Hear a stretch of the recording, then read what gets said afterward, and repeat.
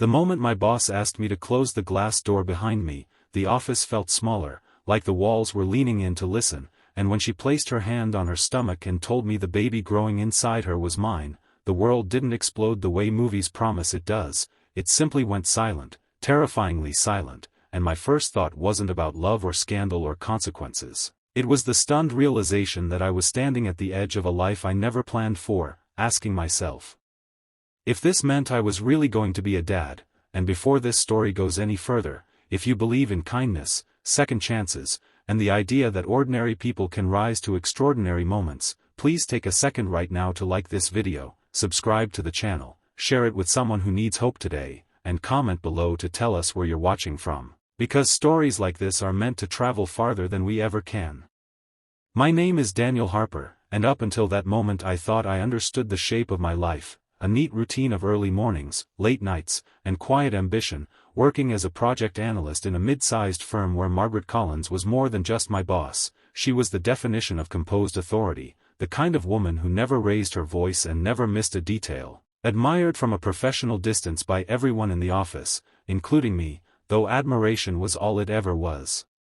Or so I told myself. The truth was that months earlier, during a grueling out-of-town conference where deadlines blurred into exhaustion, two lonely adults had crossed a line they promised would never exist again, and we buried it under professionalism and silence, returning to our desks as if nothing had happened, except something had, and it had been quietly growing, unnoticed, unstoppable. The days after her confession were the hardest of my life, not because of anger or blame, but because fear has a way of sneaking into every corner of your thoughts, turning even the simplest moments into questions you can't answer. I worried about my job, my reputation, her career, and the child whose heartbeat I hadn't heard but already felt pounding inside my chest. And every morning I woke up with the weight of responsibility pressing down on me like gravity had suddenly doubled. Margaret avoided eye contact at work, not out of cruelty but self-preservation, and I could see the strain beneath her perfectly tailored suits, the way her hands trembled when she reached for coffee, the way she paused before sitting down, and it dawned on me that she was carrying this alone in more ways than one. I struggled with myself more than anything else, with the voice that whispered I wasn't ready, that I was just a regular man with student loans and half-formed dreams, that fatherhood belonged to someone older, wiser, more stable, and at night I would sit in my small apartment staring at the ceiling, imagining a child asking me questions I didn't know how to answer, needing things I wasn't sure I could provide. Yet somewhere in that fear, a quieter voice began to rise, reminding me of my own childhood, of a father who worked 2 jobs and still showed up, tired but present, and I realized readiness isn't something that arrives fully formed, it's something you grow into when you choose not to run. Margaret eventually asked to meet outside the office, not as boss and employee but as 2 people tangled in the same storm, and while we didn't speak in the language of romance or promises, there was an honesty between us that felt heavier and more real than love stories I'd grown up on. She told me about the nights she cried alone, about the fear of being judged more harshly because she was a woman in power, about the terror of raising a child under the microscope of corporate gossip, and I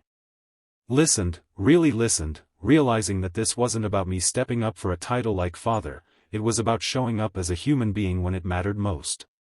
The first turning point came quietly, not with grand gestures but with a simple decision, when I asked her to let me be involved in the doctor visits, the planning, the unknowns, and for the first time since this began, I saw her shoulders relax, just a little, as if she'd been carrying a heavy box and someone finally offered to take one side. We faced obstacles immediately, whispered rumors at work, awkward silences in meetings, and the unspoken understanding that our careers were now walking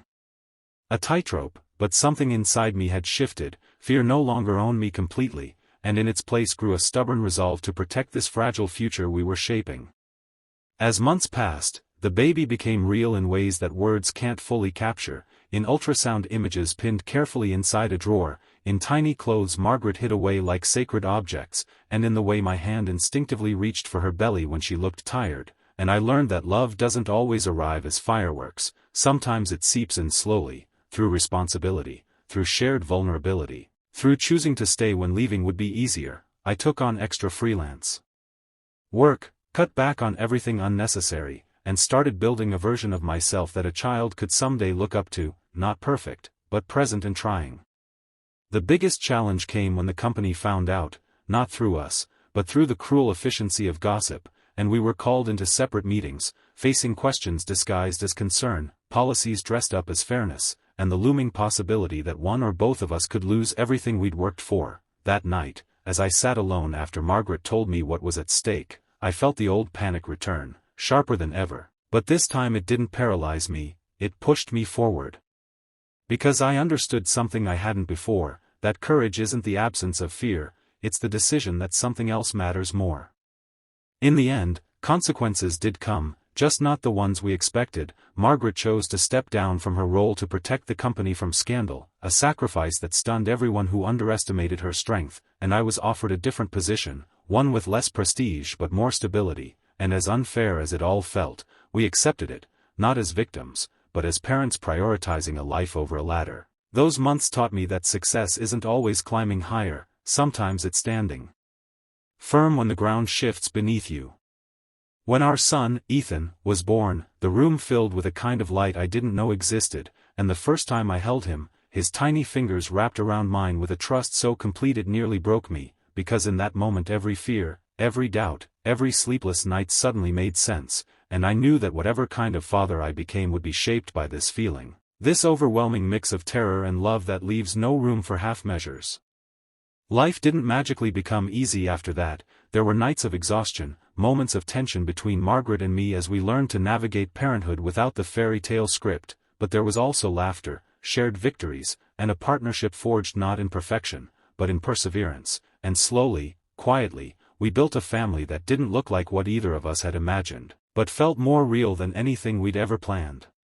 Now, as I look back on that day in the office, on the silence that followed her words, I understand that becoming a dad didn't begin with holding my son, it began with a choice, the choice to face fear instead of fleeing it, to grow instead of hiding, and if this story touched your heart even a little, if it reminded you that life's most unexpected turns can lead to its most meaningful destinations, please take a moment to like this video, share it, and leave a comment, because your engagement helps stories like this reach people who need them most. Before this story ends, I have one special request. Please comment below with a single word that represents what this story made you feel, whether it's hope, fear, love, or courage, because those words matter more than you might think, and they remind us that none of us walk these roads alone.